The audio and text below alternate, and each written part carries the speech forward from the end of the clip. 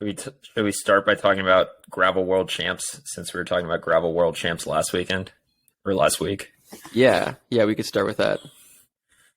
Let's start. Hold on. I'm curious before we even talk about it. Who were the Americans? All I know is that Eddie Anderson was there, right? Nope. He's the only. Eddie did not get selected for the team.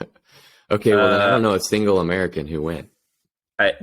Griffin Easter was there. Matt Stevens and Lauren Stevens was there. Lauren DiCrescenzo. Mm-hmm. I think Lauren DiCrescenzo did the best out of any American. Okay. I'm definitely missing some people. But... Lauren Stevens was actually like, she was in the front move for the longest, and then she got popped, and then I think Lauren DiCrescenzo came around her or something later on. Yeah. But she was in the move probably till 30K to go or something. Mm. Yeah, I think Lauren DiCrescenzo got like 20th or something, which, yeah. I mean, that's top 20 in the world. That's awesome. So it's kind of weird, though, because all we ever talk about is like, oh, gravel racing, like the biggest gravel races happen in the U.S., and if that was true, then she should have won Worlds, right? Like, yeah, but right? But like, I mean, like that makes sense, like, right? Just because the biggest gravel races happen in the U.S. doesn't mean like all the best riders from Europe are going to come do them. I just think it's funny that like all year we're talking about what a beast Lauren DiCrescenzo is, and then she goes and gets 20th at Worlds. It's like, man, that's normal. I was actually watching like GCN's video about like their recap of Gravel Worlds, and they were like, oh yeah, Sofia Gomez Villafane got like 12th, and Ivar Slick got, I forget what he got, but like obviously he didn't win. And they were just saying like, okay, here are the people that won Unbound, and this is how they did at Gravel Worlds. Like, clearly, if you win Unbound, you're not the best gravel racer in the world. Oh, Sophia got 12th, but she's not American. I was like, wait, you guys just said, yeah, I got it now. Yeah, she's not American. The dots connected. Yep, got it. Yeah. 12th, that's pretty good. Yeah. I mean, that was solid for her. Wait, so who won the women's race? I only watched the men's. PFP. Yeah. Oh, dang. Which, like, I mean, that makes sense, right? I mean, yeah, totally. Absolutely. Yeah. It'd be different if this was like, if this was like the inaugural mountain bike world championships and like you needed like a specific skill to do well in it. But like gravel, like, I mean, it's not like you need like any specific skills for this stuff. Yeah. And so this is like what I think the main thing that people are getting really upset about the UCI with this Gravel Worlds is how tame the course was. The course was so smooth, like the gravel sections were so smooth that people were opting to run road bikes with like 32 millimeter tires, But it was off road. I mean, like there were gravel sections, and there were like that's what BWR is, and I think that's what I was going to say. It looked like a BWR race. I've never done one, but from what I've seen, I would say that a BWR race is even more technical than this, because almost every BWR race throws in like legit single track, not just a track that's so narrow that you call it single track. I mean, like a mountain bike would be a better bike for this section. Yeah. Whatever bike you're on. Yeah, and part of it could have been like the type of gravel. So like in like the region that it was in was like where like Strada Bianchi always is. And I think the gravel is supposed to be like pretty mellow there, like super fine crushed stone. But I don't know. I thought the course was actually pretty cool. Like there were some riders who were like from US riders who were like posting about it beforehand, and they were like, oh, this isn't gravel. Like this is like a cyclocross race or a road race. Like, I don't know. I thought the course was pretty sweet, especially like being that it was in like a total urban setting. I thought they did a good job of like figuring out how to make it like a mixed surface race. I took a bunch of screenshots.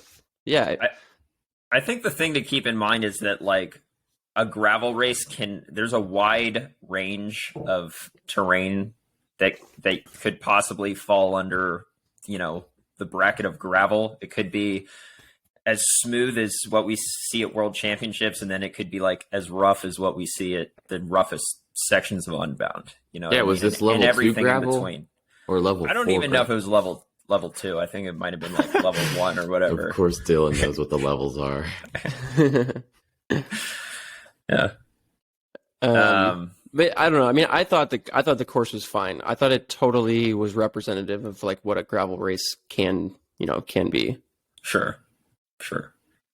Yeah. So Dylan, did you watch any of the actual coverage, like any of the race? Yeah, I did. What did you watch it on? YouTube. I don't know. Like the UCI just had a live feed going for. Okay, so on that feed, was there any commentary? Yeah, there was. It was just one guy. It was weird because usually there's 2 commentators. I don't know who the commentator was.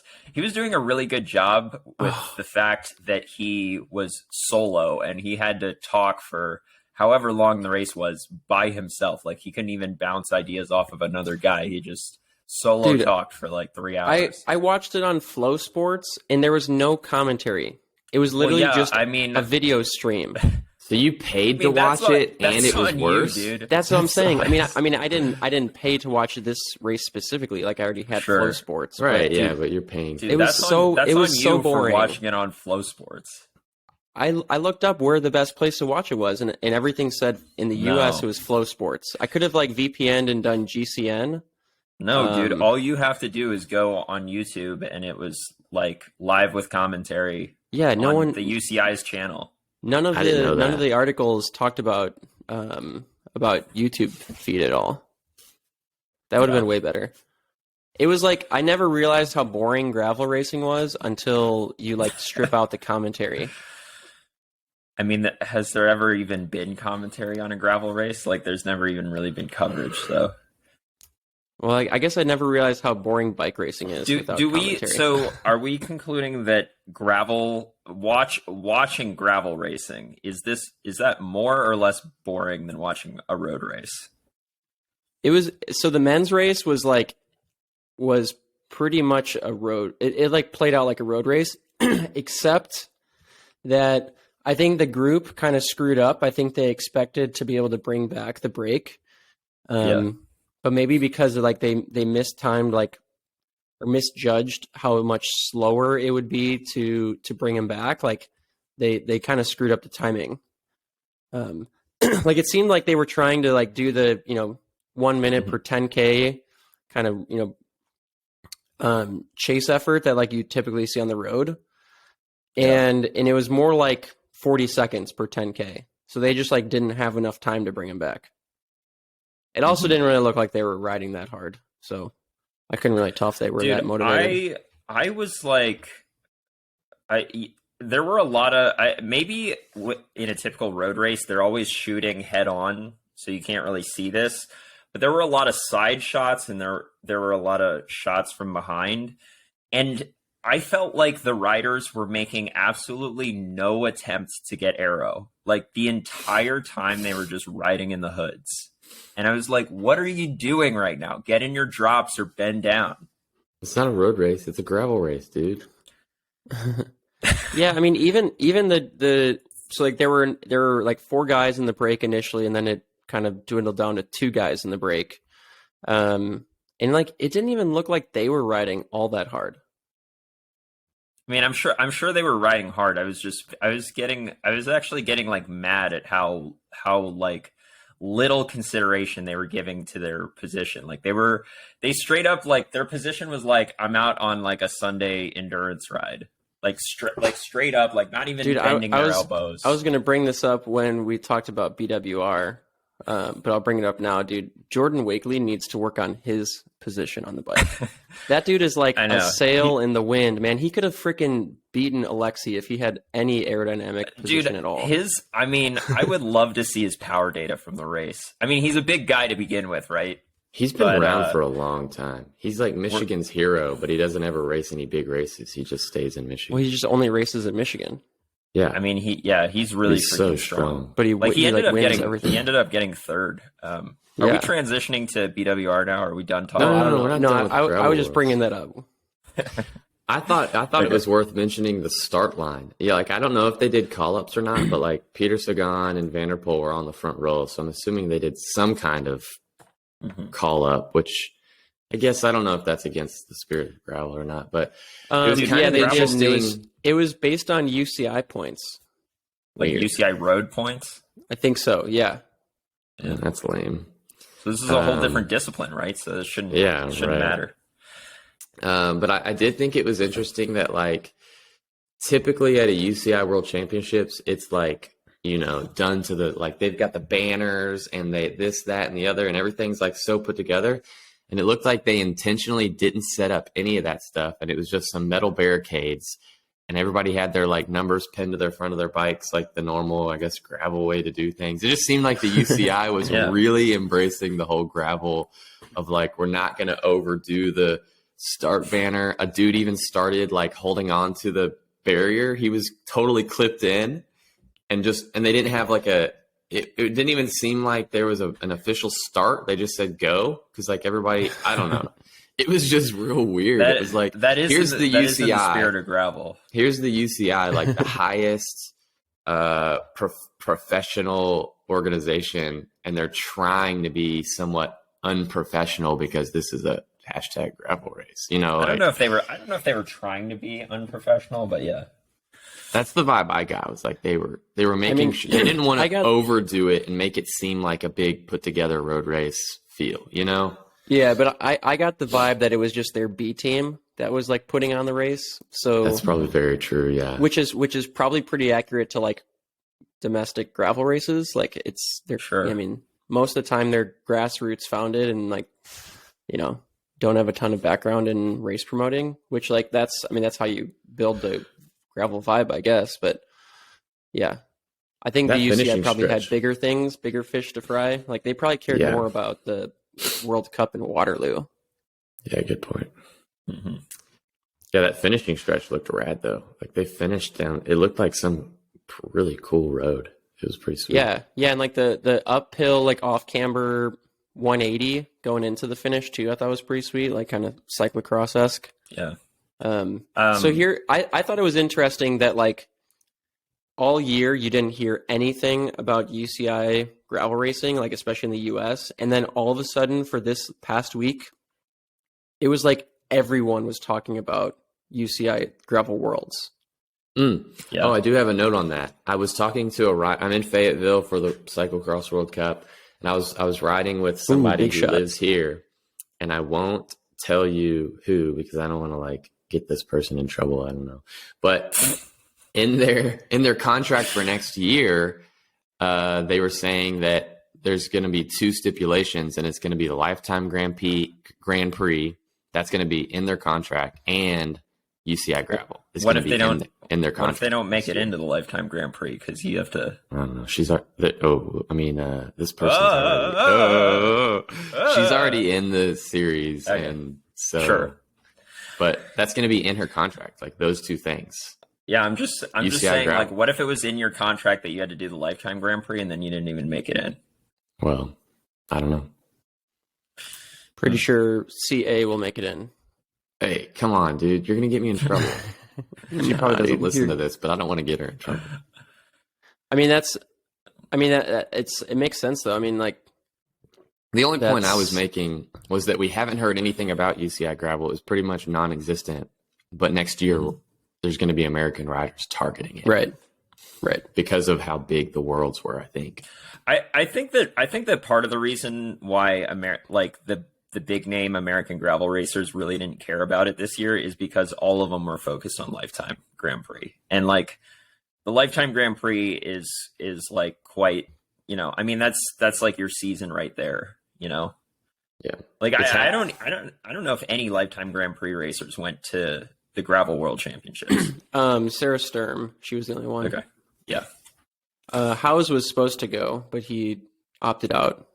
Mm-hmm. And then I don't know. I didn't know the other people. I knew Matt Stevens, but Jacob Peterson and David Van Orsdal were the other 2 dudes. Mm-hmm. Then Lauren DiCrescenzo, Holly Matthews, Emily Newsom, Lauren Stevens, and Sarah Sturm on the women's side. I'm kind of just like stipulating here, but I'd imagine that both the Lifetime Series and UCI Gravel are both going to be bigger even next year. Like things are only going to get bigger next year, right? I don't know if that means like more money, more riders, more events. I mean, I can't imagine. You see, so like at what point does gravel plateau, right? Because it can't just keep growing forever. I think gravel plateaus when they continue making the races longer and harder. Okay. Yeah, we did talk about this on an episode. I wanted the races to be super long and hard, and everybody else was like, they need to be shorter. Yeah. I think you're kind of in a small group of people, Dylan, that think that. Yeah. I kind of agree. I mean, the vibe that I've always gotten from gravel is the longer the better. But you think that the longer the better because you're a cyclocross racer. No, you're saying like that's what you've picked up on is like that's what people want. That's what I've picked up on. Oh, that's what other people like. I do think it's weird when they're less than 100 miles. I will admit that. I think 100 miles is kind of the golden standard for a gravel race. Yeah, that's what I think as well. If I'm going to do a gravel race, I'd want it to be at least 100 miles. So what I think is interesting is the fact that like the BWR series has expanded like exponentially in the last 3 years, and it seems like they're not getting much publicity about that at all. Like they are not the premier gravel series in the U.S. And I don't care if they call themselves gravel or not, whatever. But like they're gonna have 7 races next year or something like that. Whoa! Like that's more, they're gonna have more races than the Grand Prix had this year. Yeah, I really it really seems like they're being overshadowed by the Grand Prix. BWR is. Because right. If the GP didn't, BWR would totally be the premier gravel series if the GP didn't do the whole series thing. Yeah, or Lifetime. Are there going to be more events in the Lifetime series next year? You guys think? I don't know. We'll have to see. You think they're going to let more riders? There's a lot of rumors circulating about what they're going to do next year, but nothing's confirmed. Yeah, and I mean everyone that I've talked to who's in the Grand Prix wants there to be more races next year. So if they're surveying the athletes who are participating, then I would say probably. Is there any kind of auto qual for next year? Like if you get top 15 in the series this year, you automatically are in for next year, or is it all? They didn't.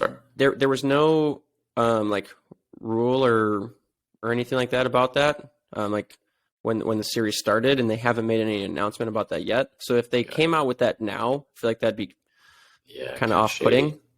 Yeah. But honestly, it wouldn't surprise me if they did that. Yeah, even if they didn't announce that, but they kind of just like, hey, yeah, you did well in the series. Like, your unwritten criteria. Yeah. Where are you sitting right now, Dylan? Where am I sitting? Like in the series. Yeah. I think I'm 18th. Ooh, you've dropped a few. I have dropped. I've dropped outside the unwritten criteria for. I have dropped I've dropped in the standings after every single race. Like I started in 13th after Sea Otter, and Sea Otter was actually surprisingly was my best result so far, which I wouldn't have thought. It's because that's when you peaked. You peaked at the first race. Yeah, I think I'm also a better mountain. I think I'm also a better mountain biker than a lot of the riders in the series. Yeah. Probably true. I feel like it's also kind of the gravel way to like get better as the season goes on. Like, just totally gravel riders just don't. I mean, they just kind of ride whatever, and then totally once the racing starts going, then they get a little faster. Who's your coach, man? Come on, dude. Just wait until Big Sugar, man. Okay, that's what you said about Shawamigan. I know, dude. I like really put all my chips in the Shawamigan basket, and then it really didn't pay off at all. Oh well. Yeah, I mean I feel like that was probably the worst race to put all your chips in. It's just so unpredictable, the results there. Yeah, sure. But Big Sugar could be a good one. I mean, that one's unpredictable too. Like, high likelihood of getting a flat. So Yeah, I mean, unless you like ride a mountain bike or something. Is that one 100 or? Oh, Dude, how did you find a 42 tooth chainring for your mountain bike? Side note. it's like it's an off-brand, like China brand. Okay. The brand is like Dacus or something, which Probably is the same know, brand that I bought my $15 rotors from. yeah, it was a really cheap chainring. It was like $20. Okay. Well, it didn't break on you Dude, during and BWR, so and house, I mean, like my my hardtail fits a 42 tooth chainring, like just barely. Like it's almost rubbing the chainstay, but yeah. yeah, it's pretty sick. It's almost So like Factor wanted you to ride your mountain bike in a gravel race. yeah. So I mean, with a 42 tooth chainring, that's like standard gravel gearing at that point, you know. Yeah, With well, especially once you factor in the oversized tires. Yep. Yeah. So should we talk about BWR then? I didn't even know you were doing the BWR Michigan. Dude, I decided it was a last minute decision. Did you drive up there? Yeah. I mean, it was too late to get a flight. Wow. When I decided to do it. I don't know. I'll be honest, I heard that the competition was not going to be super high there, and I was like, oh, dude, this is my chance to podium a BWR race, and then I totally screwed that up. Did Bummer. you ride like a mountain bike or some shit? I did. Yeah. It was so I brought both my normal gravel bike and my mountain bike with the drop bars. And the only reason I brought the mountain bike with the drop bars is like kind of as a backup bike. Like if something happens to the gravel bike on the pre-ride, at least I have a bike to ride. And I had room in my car, so I was like, why not? Like I didn't intend to ride the mountain bike at all. But then I got there and I pre-rode the last 15 miles, and the last 10 miles is almost all single track. And I was getting intel that like out on the course there are these deep sandy sections that are so deep that you're going to have to run. And I was like, and I like I thought about which bike to run for like the entire afternoon that I was there. I like kept going back and forth. But I was like, okay, there's deep sandy sections out on course that people are going to have to run. And the last 10 miles of the course is single track. I think the mountain bike is a better call. Now, you also have to keep in mind that like 50% of this course is road, which is a lot. So during the actual race, when we got to the sandy sections, I completely dropped everyone, and it wasn't even hard. Like the bike just was able to ride the sand sections, and everybody else was either like squirming around cyclocross style in the sand, or they had to literally get off their bike and run. And I found myself like with, like we'd exit one of these sand sections and I'd look back and I couldn't even see them. Right. And I wasn't trying to break away at this point. Like it's a very long race to go solo on a mountain bike. So I just kind of like, I just keep the pressure on so that they had to chase a little bit. And I was thinking like, this is a pretty good bike setup for this race actually. But then the second half of the course is actually, I would say, mostly road. And when we got on the road, Alexi clearly saw what was happening. Like every time we hit an off-road section, I was like head and shoulders above everyone else because of this bike I chose. So when we got on the road, he would just showed your cards a little too early. Yeah, dude, I should have just pretended like I was struggling like everyone else.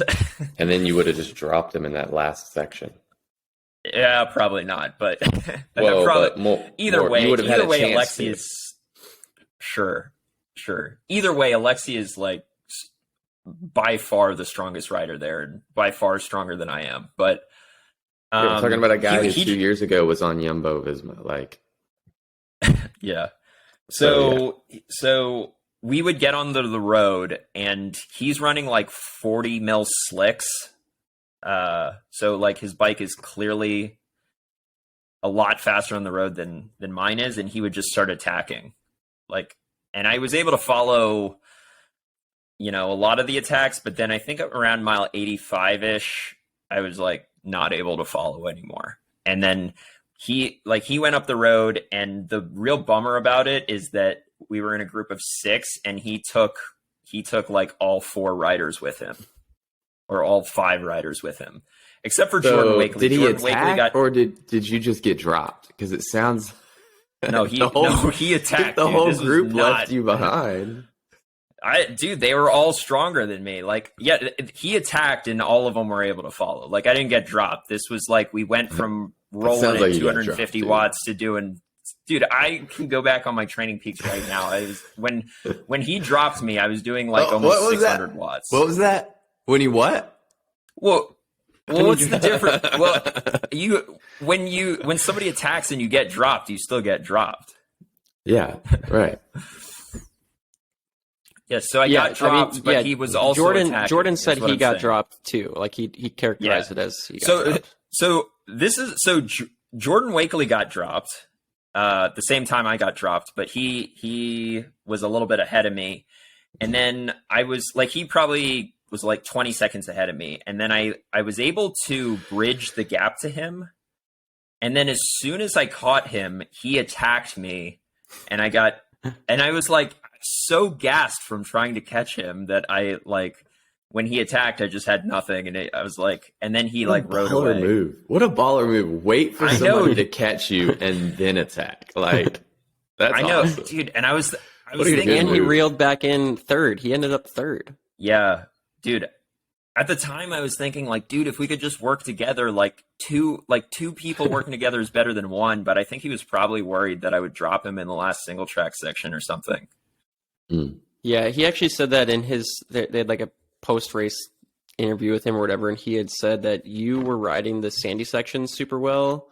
So then when he got dropped, and then you had like he wanted to make sure that he had a gap on you, but he wasn't even like thinking that he was going to catch third. Like he was just trying to hang on to fifth. Yeah, but yeah, he was freaking that strong, dude's just dude. a beast. So that's basically how so BWR went. and apparently there were only 12 women in the race. I was going to pull up their results, and I didn't even I don't recognize a single name. Erin Kelsey Devereaux won. What are you talking about? You don't recognize a single name. She's not on Kelsey there. Devereaux? No. I think she did the mountain bike race the day before. Yeah, she's not on the results here. Hey Dylan, did you see KP up there? Kyle Perry? Oh wait, you never met No. Kyle, have you? In person? Well, I met him online. I didn't see him. Yeah. Was he there? Did he do the gravel race? No. Get this. I swung by the bike shop that he works at in Indy to pick up stuff on the way to Trek. And he was leaving that day, like what day was that? Like Thursday?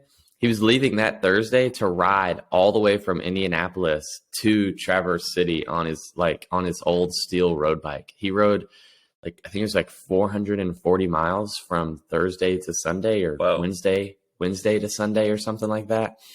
Wow. And Kelsey, another Ignition coach, they were going to do the race. So he just had to get there by the time they finished the race so that he'd have a ride back home. And so he said he rode like 32 hours or something like that in 4 days. Yeah. That's Just gnarly. because. Why'd he basically like bike packing. He said base training for next road season. That's no. That's what he said. It's not base training, dude. Okay. Well, anything else from BWR? Dylan, how come you decided to do the Michigan one instead of the Kansas one this weekend? Yeah. So the main reason was because I want to have good legs at Big Sugar, and the Kansas one is on Sunday and Big Sugar is the following Saturday. So it's not even a full week between the two races. And sometimes when I do a big race, if I have two back-to-back long races like that, the second race doesn't go as well, because you can pretty much recover in a week, but a lot of times there's some lingering fatigue. Yeah. Okay. I gotcha. So the Kansas one is this weekend. Yeah, this Sunday. And that one will probably have some more hitters at, because that one's actually part of the quadruple crown. So like Pete Stetno will probably be there, Griffin Easter, Brendan Wirtz, Adam Roberge, Carey. Carey. Carey will probably So be he's there. not doing. I thought he was doing the World Cup this weekend. Okay. So Yeah, he's well, not. I don't know what Carey's doing, but he has been going for this quadruple crown thing. Is the World Cup on Saturday or Sunday?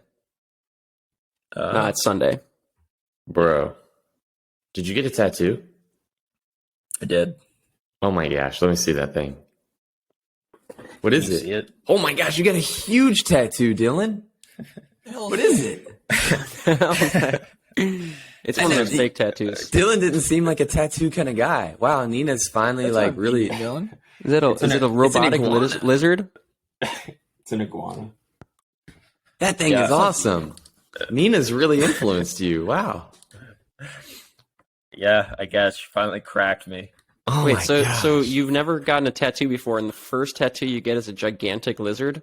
On your arm, like I visual for guess. everybody to see. That's awesome. Is that just a random like all tattoo, in, or did man? you, like- All right. It's completely random. There's absolutely no meaning behind it. Is Yeah, it permanent, right. or is it like one of those temporary tattoos? It is pretty permanent, Adam. he did it with a tattoo gun, so that's permanent, right? It's there. Dude, Yeah. that's nuts. Wow. You just didn't seem like the type. Yeah. What do you? I feel like every You time we seem- talk you- about tattoos, I've said I want to get one. I don't know, but you seemed like too nerdy for a tattoo. I don't know. Yeah, dude. I when probably you am wear nerdy your- for a your- tattoo. Like, let's say the whole YouTube Your bike long thing sleeve doesn't skin work suit out. is going to cover that in every race. Like no one's going to see it. I know. If the Yeah. YouTube, Plus, also on my YouTube channel, you can't see my arms. Like my camera cuts off like right here. So Yeah, you should have gotten it on your face. I know. Scott, do you have any tattoos? No. If you were going to get a Why not, tattoo, dude? what would you get? I've never even thought about it. Yeah, I mean either. I Adam, probably you never don't get you one. don't have tattoos? No. I've got two, Like- but you guys don't know. Like I just like every time I've like Dude, I thought know. about it, I just always have this vision in my mind of like 60-year-old Adam, and I'm like, dude, that's not going to be cool anymore. Yeah, that's what I think too. That's Yeah. why mine, you can't really I- see either one of mine, so I can hide them when I'm like 60.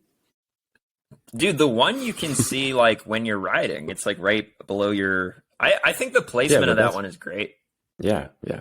That was good. That was So you- intense. Yeah, So but- you're yeah, saying- when you're 60, your like thigh is going to be sagging below your kneecap, so you probably will be able to see those through your like underneath your shorts.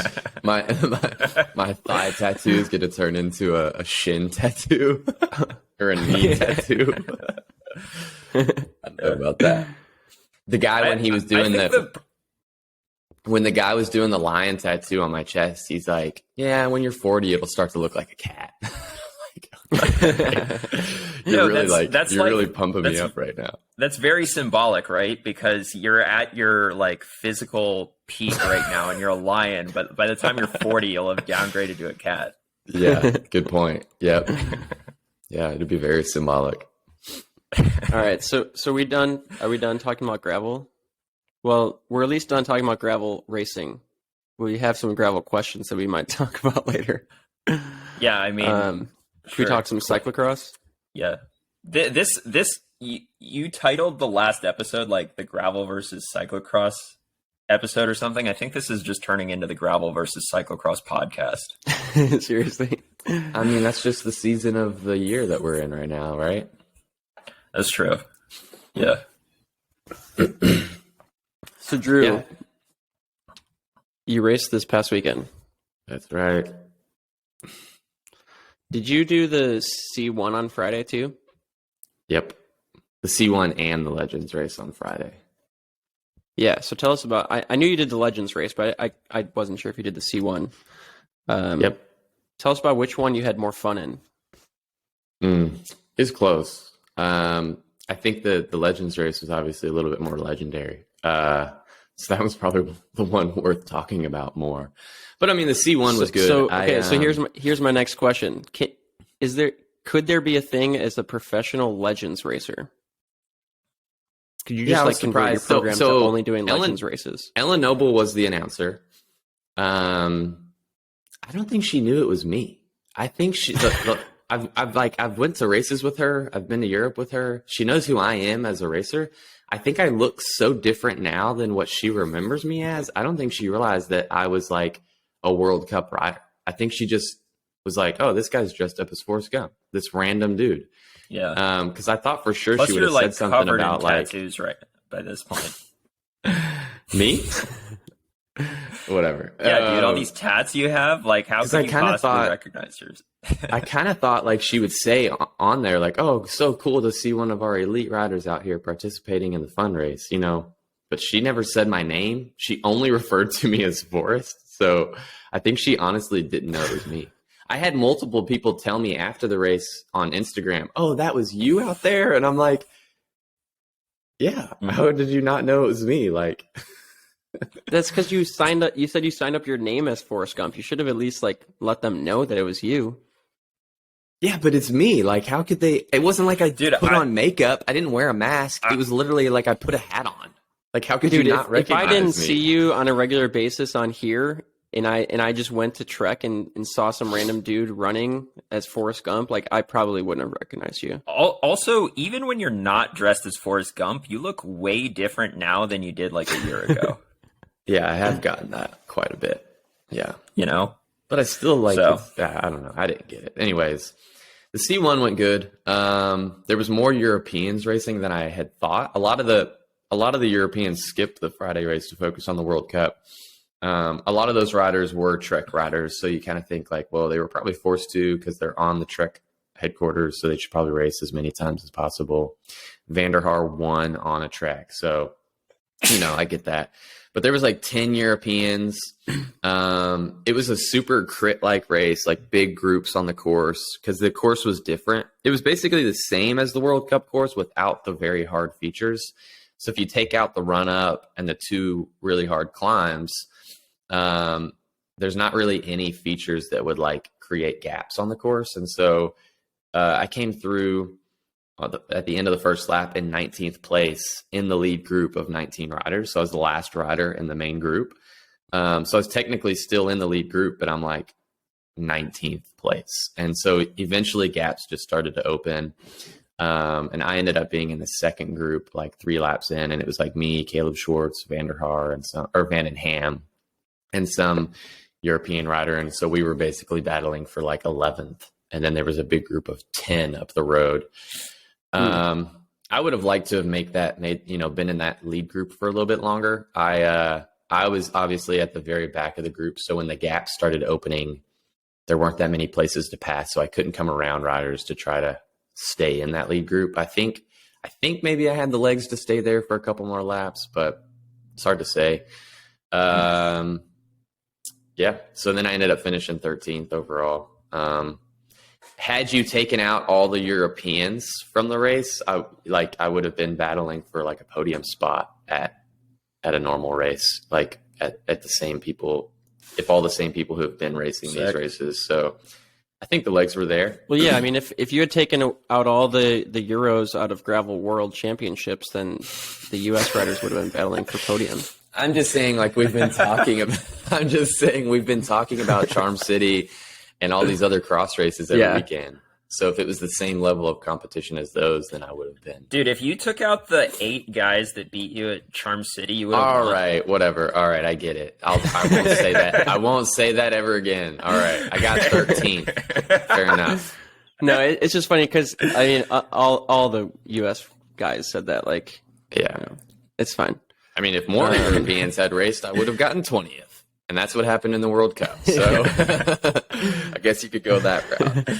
So then the Legends race was like 2 hours after the race. So I just hung out and I was just going to like sit into the middle. I was like on the start line next to the junior on the team, Gus. And he was like, dude, you should just go up to the front row. Like I didn't have a bike. I was just going to run one lap. Just super like it's Forrest Gump. So I'm like, you didn't even have a bike at the start? Didn't even have a bike. No way. I was just going to run.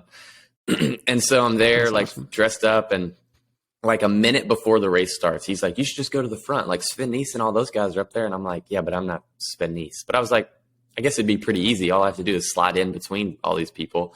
So I slid up to the front row, slide in like right on this side. And so like Ellen Noble's only like 5 feet from me, and she's got the mic in her hand.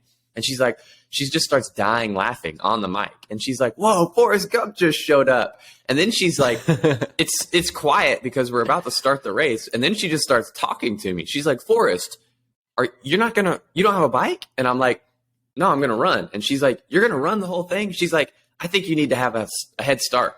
So she said, Forrest, go ahead, you start. So I start running.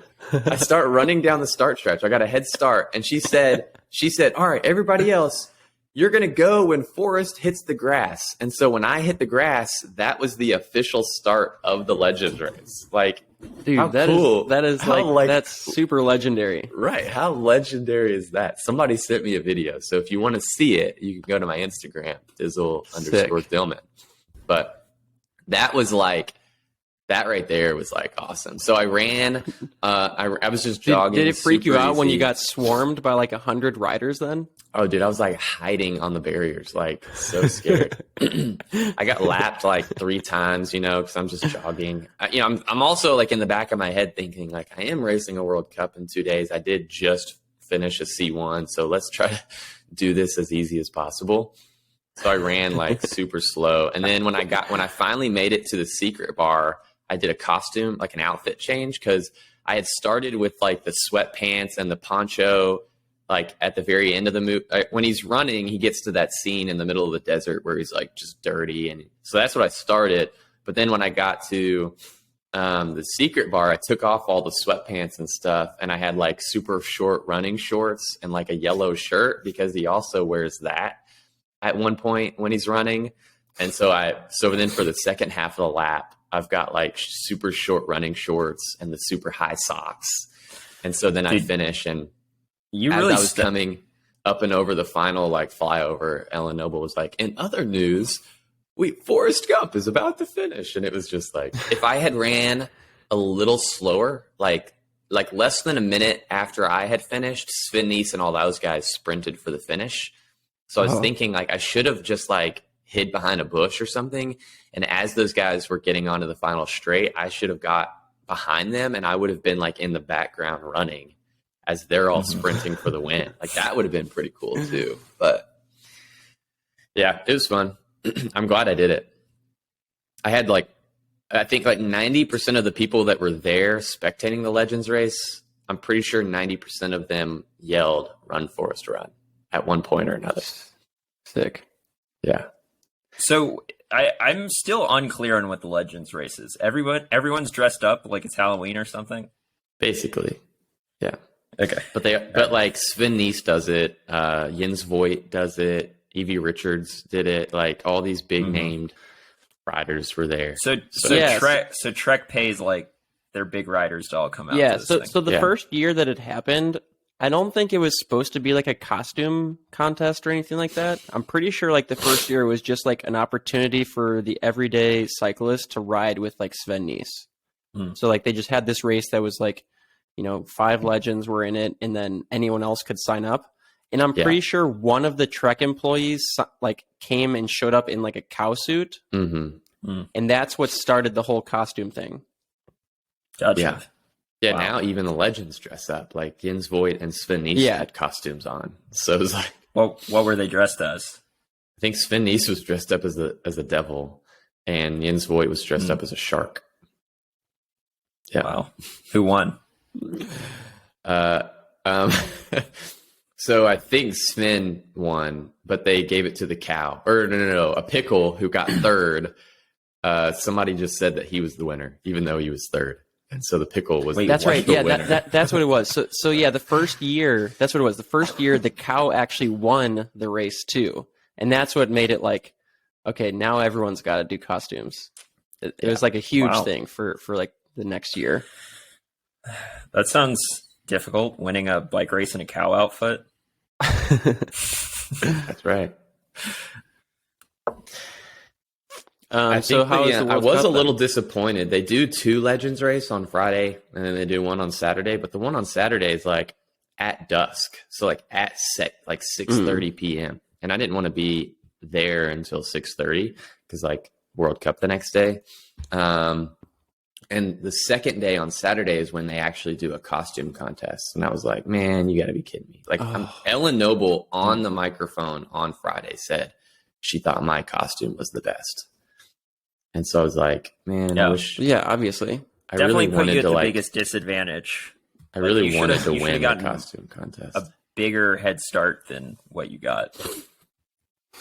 Yeah. Well, that's the race. I just wanted to win the costume contest. Who won the costume contest? I don't even know. Okay. Because that was on Saturday. Yeah, I didn't stick. Yeah, around. I think I that gotcha. is. Yeah, I think that does kind of suck. Like they should just have one because like no one wants like you can't have the same costume twice. Like you've already done that. So what are you gonna do for next year though? Because I feel like there's 2 ways to go. Like you can either be one and done with your legendary Forrest Gump costume, or you can be got an like even the better one. returning legend of Forrest Gump. Or I could just keep letting it all grow and show up as Gandalf. Wouldn't that be awesome? Yeah. Because Gandalf Your hair hasn't would even. need to be like white though. I would dye it all white, show up in like garbs and everything, turn my bike You would into dye a your dragon. hair all white. What do you think I'm going to be remembered most from this weekend? For getting Dude, 27th or or doing the Legends race as Forrest Gump? Like You already look way older than you actually are with all this facial hair. If you dye it all white, people are going to think you're like old 50 dude. years old and you're like 29. Which would be sick because then you'd be like 50 years old in the World Cup. yes. Yeah, people are going to be like, who's this old guy freaking getting top 20? Old Right. balls.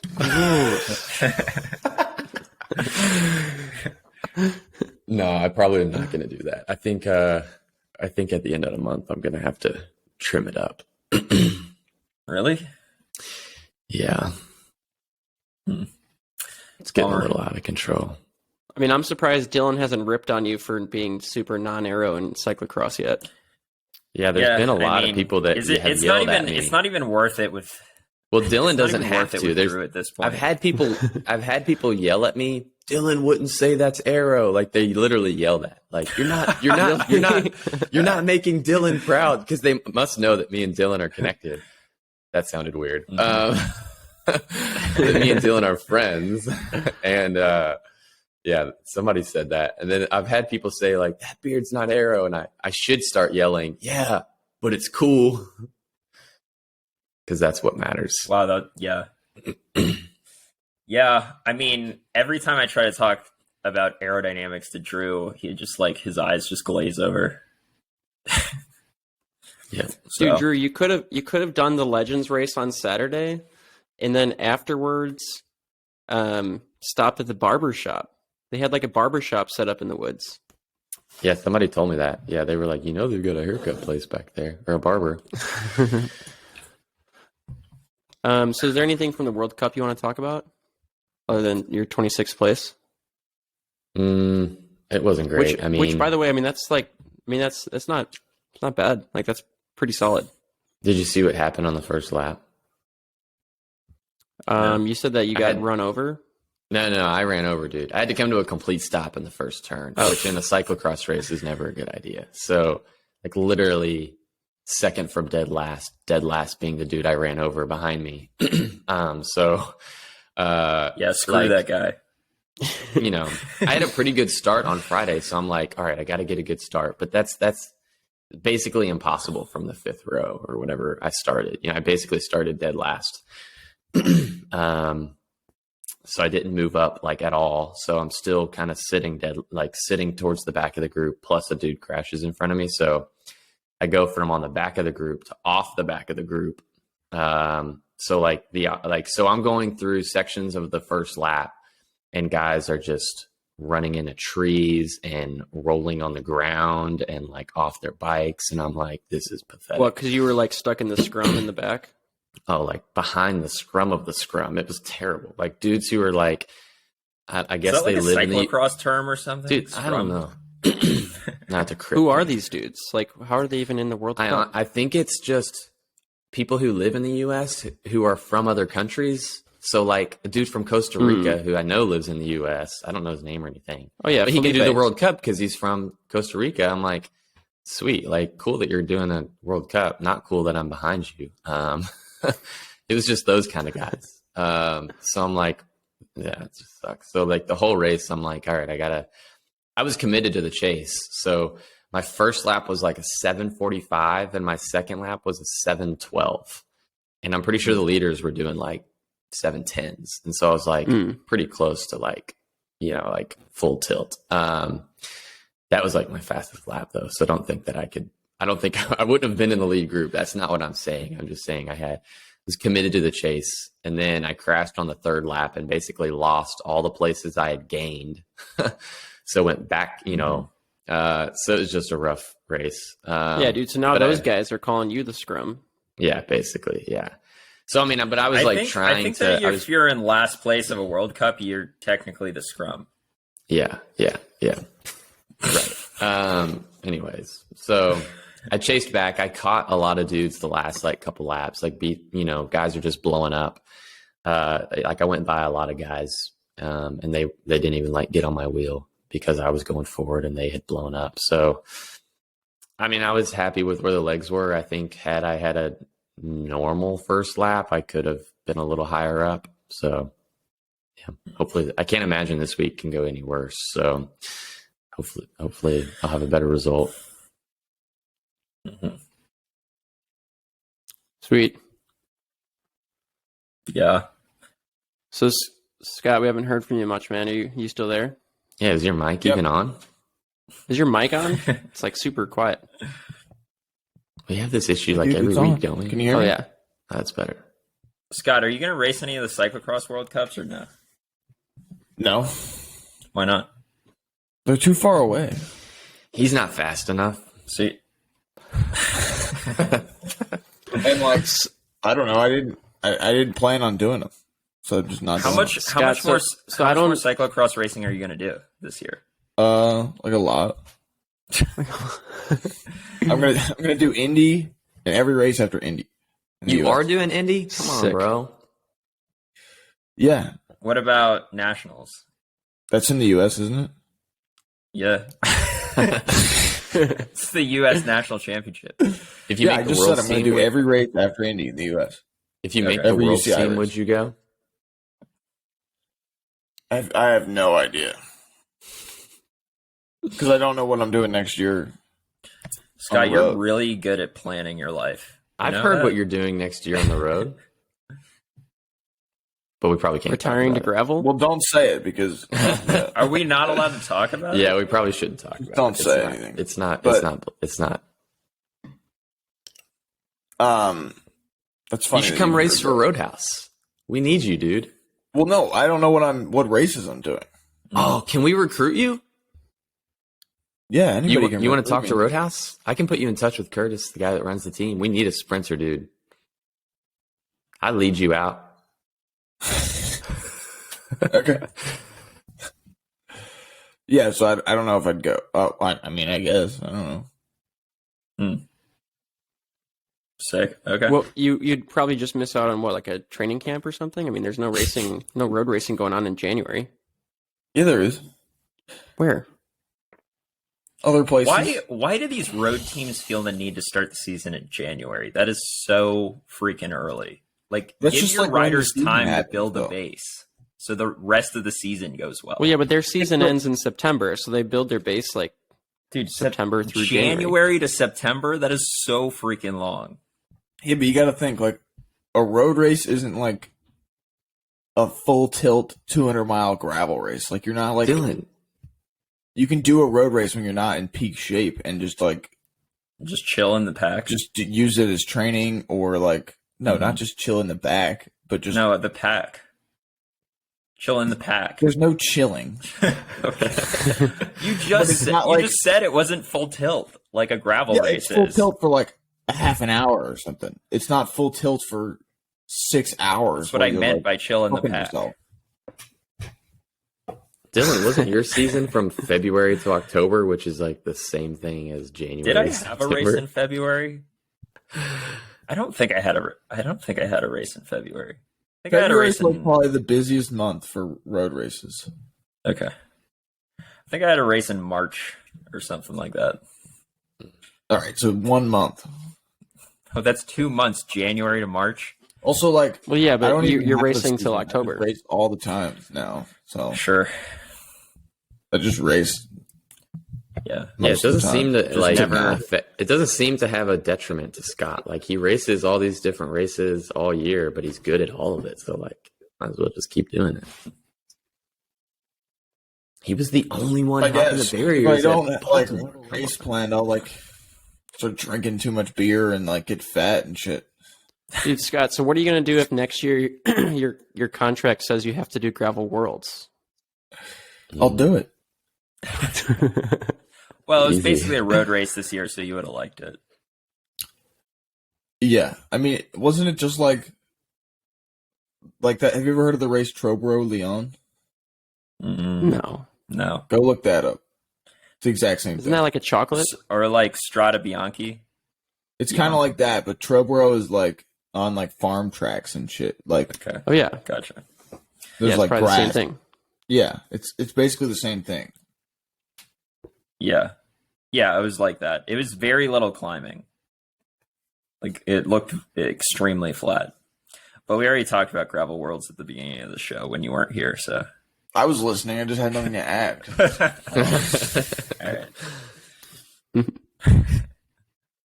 All right. So Scott, you and Dizzle are going to duke it out in Indy?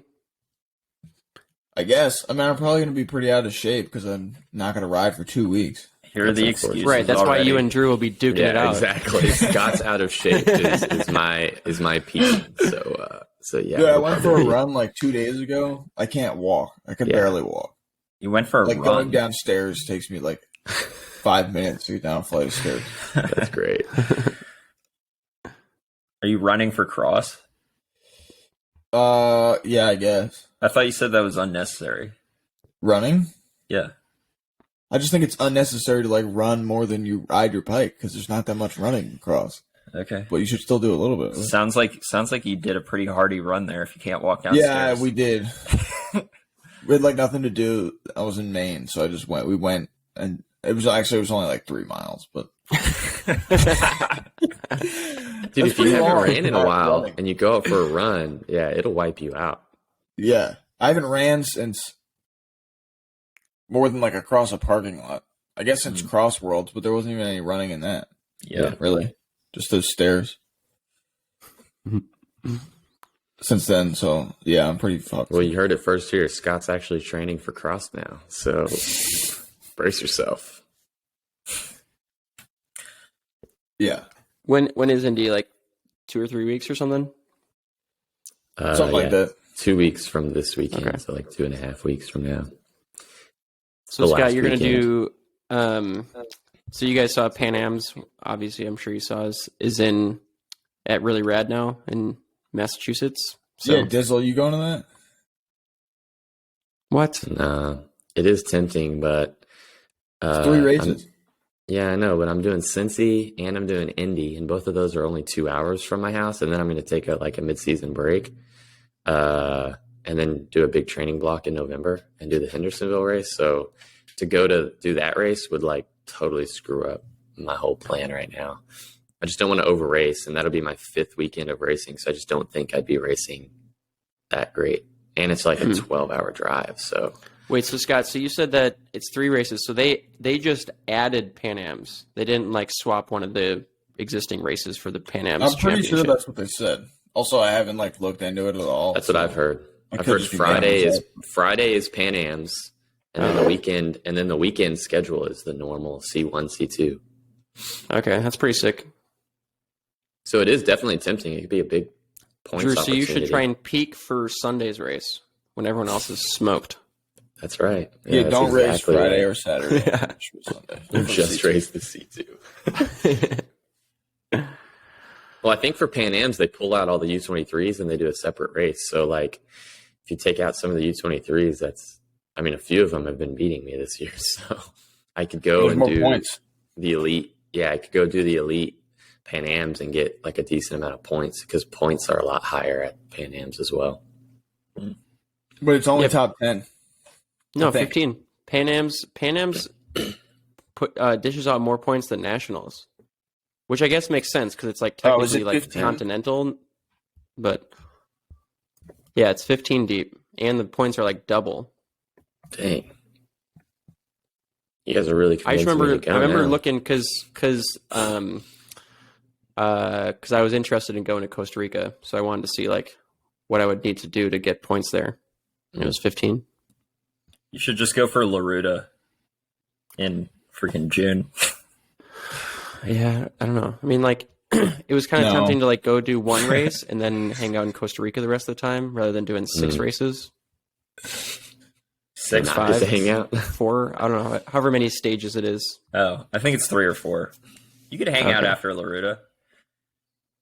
Yeah, but you'd be you pr- kind of blown. yeah, you would be blown for sure. I'd probably die while trying to surf or something. Drown. Sweet. Well, should we get to these listener questions? Yeah.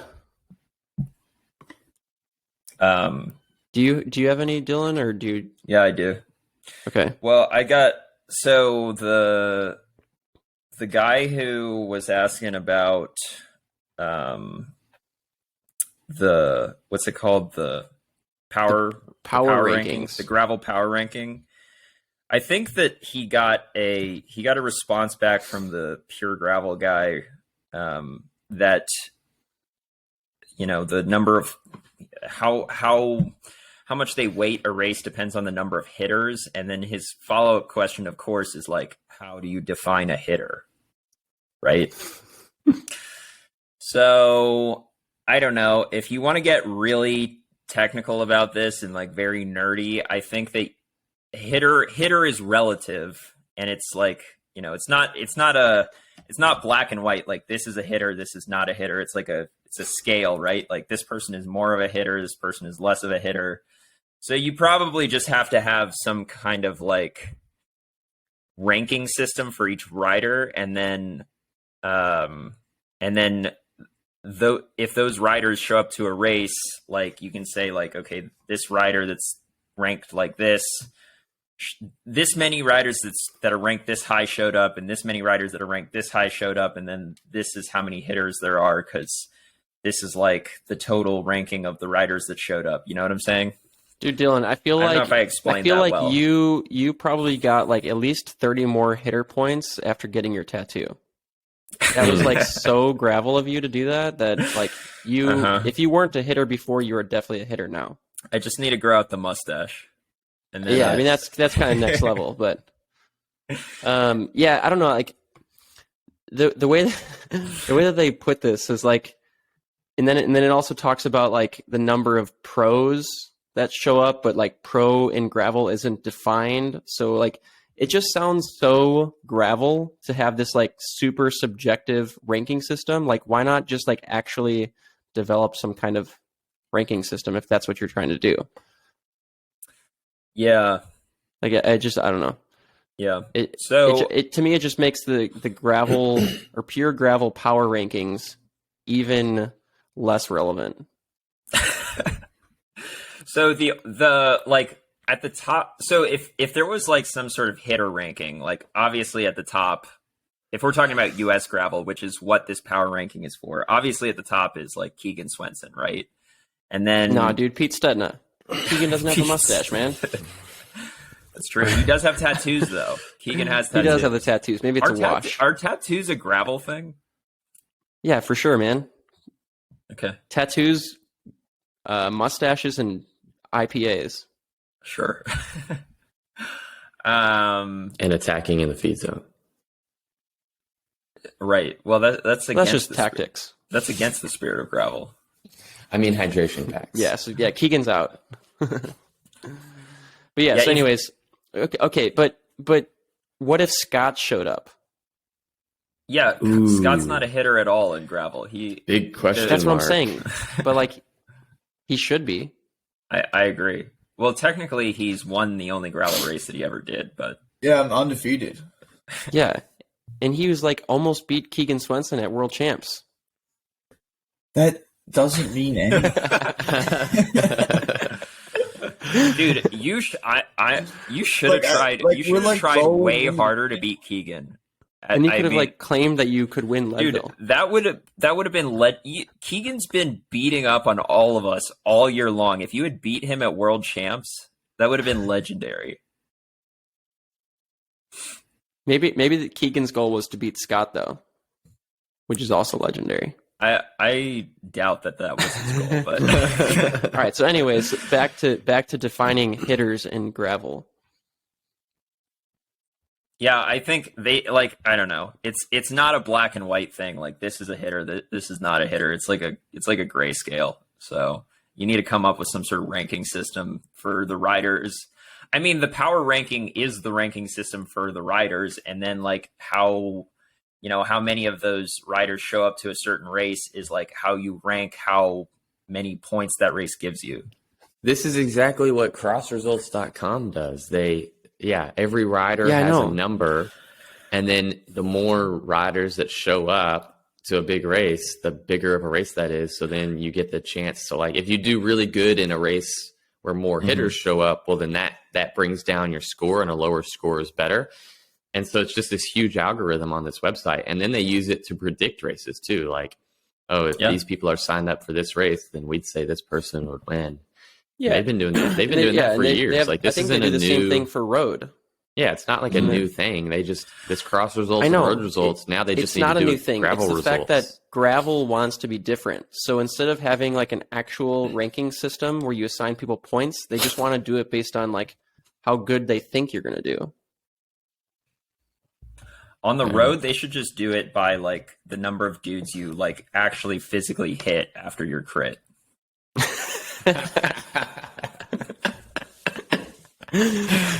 Good one, Dylan. That was pretty good. Yeah, good one. Yeah, so I don't know. So to answer Daniel's question, I would say we're probably not even sure. Like, I don't know. Maybe we're a little more familiar with like who might do well, but I think it's maybe a little harder in gravel too because the races are a little bit less predictable. Other than Keegan, like, Keegan's going to win every race, but who's going to be second through 10th switches up a fair bit. But still, I mean, you kind of know like who the top 25 guys in the country are. Yeah, I think top 26 if you include Dylan. I think that the issue with like using the gravel power ranking to determine who's a hitter and who's not a hitter is that like for example, Adam Roberge is currently leading the gravel power ranking because he does every race, but that does it like if Adam Roberge and Keegan Swenson were on a starting line, I'd have my money on Keegan, not Adam. Right. Yeah, because they're using the gravel power ranking as like a cumulative system versus like something like cyclocross results. It's like your average scoring. So like you do more races, you actually like you have potential to get better, but you also have potential to get worse. It's like a rolling calendar of your top 5 results. Yeah, out of the last like 10. So like if you like, if you already have 10 races and like, 10th race ago was like your top result, like you're kind of taking a gamble that you might do worse than that, and then your ranking goes down. Yeah. Why does a ranking like why are we getting so hung up on this rankings anyways? Like, why does it matter? We're not. Daniel is. So next question. I mean, I said this in the last episode. I've never thought about how to maximize my gravel power ranking. I don't think it really matters. We do have a ranking, and it's called the results list. There you go. There's your ranking. Like, boom. You don't have to. I don't know what all the hype about these rankings are. Yeah, I mean, or you could just create your like subcategory results list, like the Lifetime Grand Prix, where like you finish second in Unbound, but you actually won Unbound. Right. Yeah. Yeah, I don't know. I mean, in Yeah, sports, if you take people out all love the to, like, if you take out all the non-lifetime Grand Prix riders, I would have been fifth place. right. Yeah, so I mean, so like Daniel talks about how he like reverse engineered the algorithm for the gravel power rankings, and honestly, Daniel, it sounds like you might have a better idea of who like how to categorize people as hitters. So, Daniel, I think that you should make your own gravel power ranking. that's what I was gonna say. Yeah, do it, man. But- You should come up with the gravelresults.com. Yeah. Sweet. All right, next All right. question. And we get 50% Yeah, of all definitely. profits Next question. because it was our idea. Let's see what we got here. No, that's the one about the gravel power ranking. This person asks 3 different questions. Okay. Is the whole podcast a trolling exercise for Scott? I would say on this episode, Scott's just been like basically asleep. So Yeah, it's too early for Scott, obviously. He seems distracted. Scott, you're a better podcaster when you've got like 3 or 4 beers in you, is what I'll Yeah, say. well, we should do it at 8 a.m. That's what I was gonna say. Yeah, last week we did it at like 9 p.m. This week is like That's like yeah, solid. butt crack of dawn. You said that guy's got 3 questions though. What are the other 2? Okay, as a guest on the Adventure Stash podcast, Keegan announced he'd be staying in the domestic off-road scene rather than signing for a world tour team, primarily for lifestyle and financial reasons. Do you think the golden age of U.S. off-road racing is growing, stagnant, or shrinking in opportunities for talent to stay and have a good career outside the world tour? I have another question. Is Payson's podcast that big to where Keegan announced his plans through the Adventure Stash podcast? Why wouldn't he put out like a press release? Why would you announce your... I mean, Or, that's so or weird. unless Keegan's just not as big as we think he is. Maybe he doesn't warrant a press We release. have been hyping him up. An announcement. Yeah.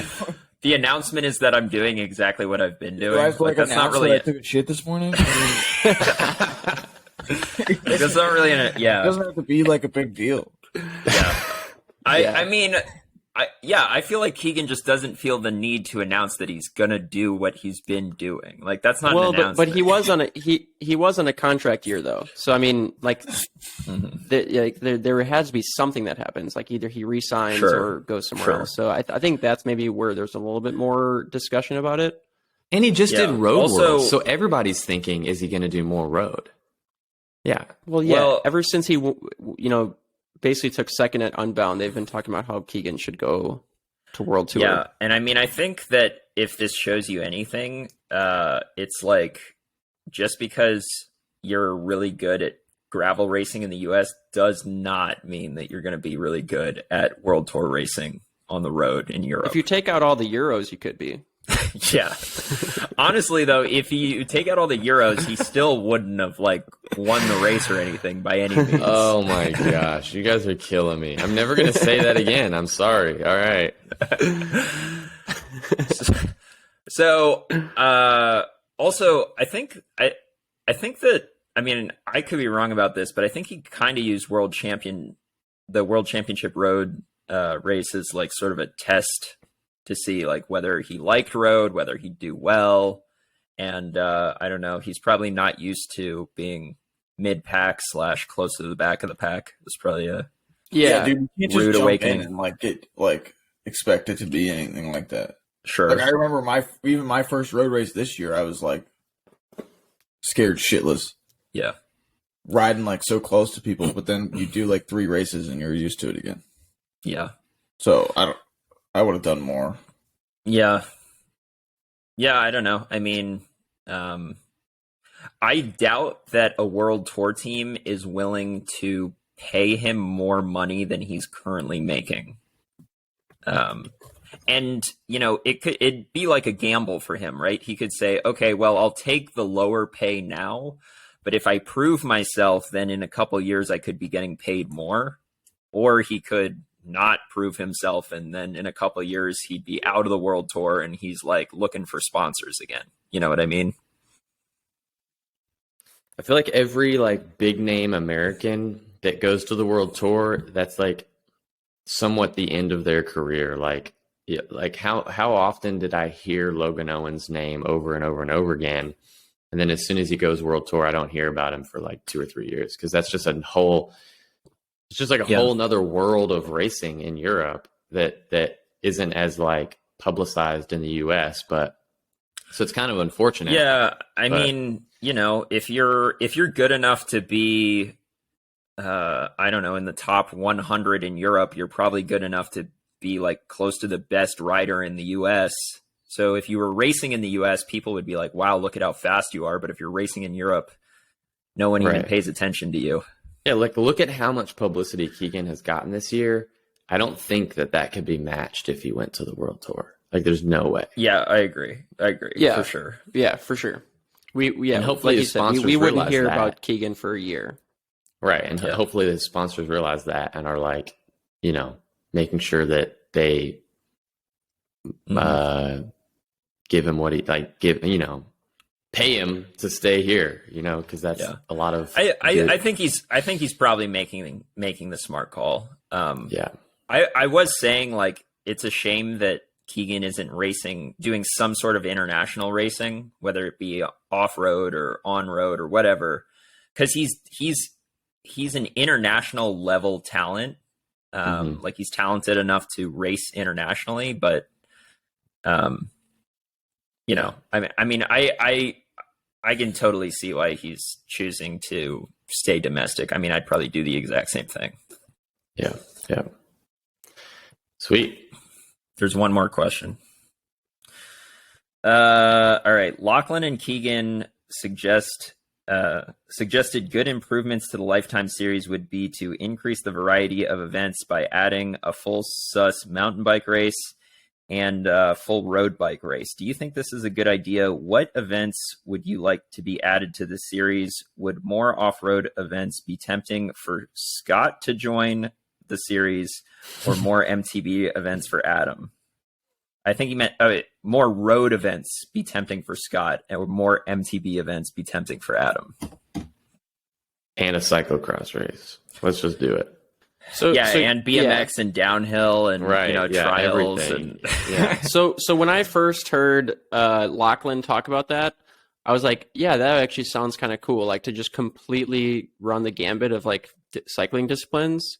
Mm-hmm. But if you think about what the premise of like the backbone of the Lifetime Grand Prix series is, it's all these mass start events. So like, you're not going to have a mass start road race. Mm-hmm. Unless Grand Fondos are mass start, which maybe. But like already Sea Otter and Schwamigan are not mass start. They're not mass start for the pros, but they're still mass start events. Like, what I'm saying is, like, they're not going to put on a race just for the Lifetime Grand Prix athletes. They've kind of made that pretty clear.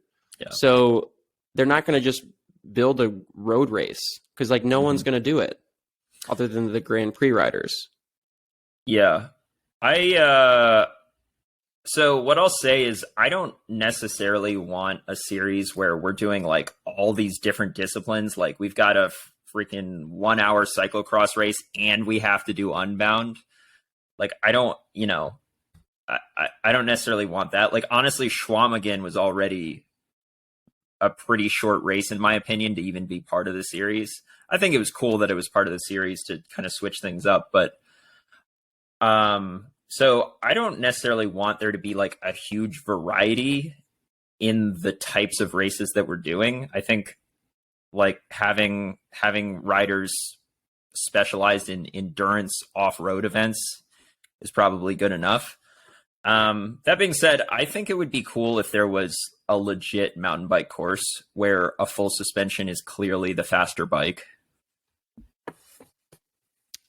Yeah, I mean, I think that'd be cool. But I also I really like the idea of spicing it up by requiring everyone to use one bike for the whole season. In which case, like, you wouldn't have like a course then that's like super technical, like Moab or something, you know. Sure. But so that would be putting the Lifetime riders at a disadvantage versus all the riders who are not part of the Lifetime series. Yeah, which is fine. I guess, but for like the series. I guess, but you want the riders in the series to be performing well at each individual race. Like I think that's a cool idea, but like, you know, if you know, like if dudes from Europe are going to come and try to smash Unbound, and like all the Lifetime riders are like racing Unbound on their freaking hardtail mountain bike, yeah, like then they've got no chance, right? Yeah, no, I see that. Yeah, like you want the Lifetime riders selected for the series to be the best riders at every race, to kind of be like, look at how prestigious our series is. Sure. Yeah, I don't know. I just don't think adding a road race adds any value. Sorry, Scott. At least for domestically. I care.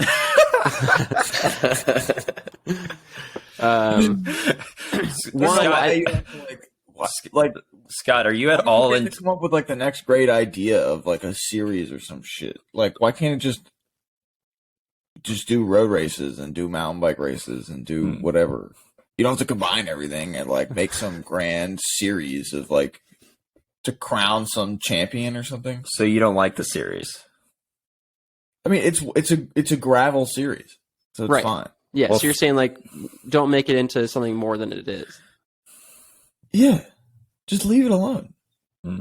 Yeah, okay. And I kind of agree. That's kind of where you change it every year. It's like not gonna be like you can't follow it, you know? Yeah, yeah, exactly. It's different every year. Nobody really knows what it is, and then everyone just talks about it, like speculates about it. Why can't you just like keep it the way it is?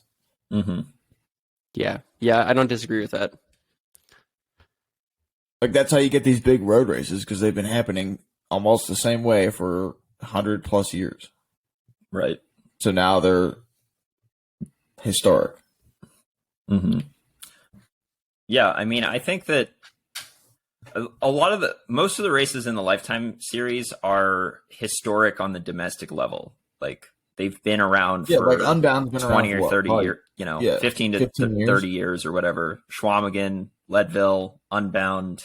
Yeah. Big Sugar is the only one that's like only been around for 2 years or whatever. Right. Anything else on that one? Otherwise, I have a couple other things. I think that's it. So pretty someone long. sent me. We're pretty far into this. Are we going to keep going? I mean, we don't have if any. You've got stuff to do, you can leave. But we never go this long. That's usually you podcast. Guys are like, all right, we're getting close to an hour. We got to. There's probably like only 5 people listening at this point, but those 5 people want to know what Adam has to say right now. Yeah. Right, so someone sent me this and it was a screenshot of Jeff Kabush's Twitter feed. So he was talking about the UCI Gravel Worlds, and this is just kind of like a statement, I guess. But so I'm just going to read it. So he says UCI really wanted to bring the first 3 years. UCI really wanted to bring the first 3 years to America, but y'all made it abundantly clear you didn't want it. So why so much interest now? He's talking about like the first 3 years of Gravel World Champs was supposed to be in Tahoe. Okay. If you don't care, don't pay attention. But personally, I think the U.S. missed a great opportunity to shape the discipline internationally. One of America's monuments of gravel, BWR, which doesn't even call itself gravel, is won every year on a 28 to 32 millimeter road setup. But now it's a sacrilege that people are racing skinny tires at UCI Gravel Worlds. I love to see it more challenging, but room for all kinds of courses. And then he goes on, everyone seemed to love a retired pro racing in America, but somehow actual pros racing in gravel are not cool. It's all just bike racing, and I think it's great bringing people together from every discipline. More attention equals more opportunity for up-and-coming gravel racers. Sure. Is there a question? Interesting takes. So one thing someone just sent it to me and was like, talk about it. One thing that I really agree with that statement is like when World Tour pros first started doing Unbound, for example, there were a lot of people like all up in arms about the fact that World Tour pros were starting to leak into gravel. Like, oh, they're ruining gravel. It's like, why are you dictating who can and can't do gravel? You know what I mean? Like, why are you saying like somebody who's a World Tour pro on the road, like they shouldn't do gravel. It's Right. Everyone should be able to do gravel. Like even if you're really fast on the road, like I don't, and the fact that a bunch of really fast European roadies are jumping into the Gravel World Championships, like what is the problem with that? I think people just complain. People on the internet just complain a lot. Like there's always going to be complainers on the internet. That's just what it is. Like, yeah, it's true. Always. Yeah. I mean, the US probably it was clear from like the US pros attitude about the whole UCI gravel thing that like they did not care about UCI gravel for whatever reason. It could have been because of the Lifetime Grand Prix. It could have been for other reasons, but like it was, I mean, the US pros didn't care about UCI gravel. And that's probably why the UCI was like, why are we even trying to have the world championships in the US then? Here's a thought. Do you think the UCI or do you think the US gravel pros didn't care about it because they didn't want to feel bad about themselves if they didn't make the world selection? Dude, I think they didn't care. I mean, I don't know. This is like on an individual basis, but I bet you there are some US gravel pros that are killing it in the US. And like they're the top dog in US gravel. They're a big fish in a small pond. And if gravel goes UCI, like they're not going to be a big fish in a small pond. Like they're not going to be at the top of gravel. They're going to be mid-pack at best. From a very practical standpoint, I feel like this year the reason a lot of Americans didn't go in on it is because we already have all of these races, and you can only race so many races in a year. So if you're already doing the Lifetime Series and you're already doing the BWR Series, like how are you going to do a UCI Series as well? Like it's just like we've already have these established races. I'm not going to not go to the established races to go to these new races that we don't even know if it's going to be around. I mean, for the domestic scene, I mean, the riders are already getting paid to go to the local races. So like, there's not a huge incentive, but I just think like I don't know, like when the UCI first announced that they were going to have a Gravel World Championship and like everyone was like up in arms because they're like, we already have a Gravel World Championships and it's called Unbound. It's like, then the actual Gravel World Championships happens, and clearly you realize quickly that Unbound is not Gravel World Championships. So like, I agree with Dylan. I think that is part of what it is like, some riders stepped out of World Tour and stepped into the scene where like now all of a sudden you're like a US gravel rock star, and that's cool. Like I think it's awesome that that's what it's turned into. And like in going back to the last question, asking if like gravel or just off-road racing in general is kind of reaching its like peak of like opportunity for riders in the US, and I would say that for sure that is the case right now. I don't know how long that's going to last, but it is cool that riders can opt to stay domestically and like make a decent living. At least the top ones can. But at some point, I mean formalizing gravel is just going to make the competition like even more stout than it currently is. Like the Lifetime Grand Prix has elevated the competition at these races, but if more pros start racing like gravel because of the UCI series and then they hop into some of these other races, like the fields will just continue to get more and more stacked. Mm-hmm. Yeah, it'll be interesting to see what happens. I don't know it seemed like there was a lot of hype around the World Championships, way more hype around the World Championships than there was for any of the supposed like gravel World Cups.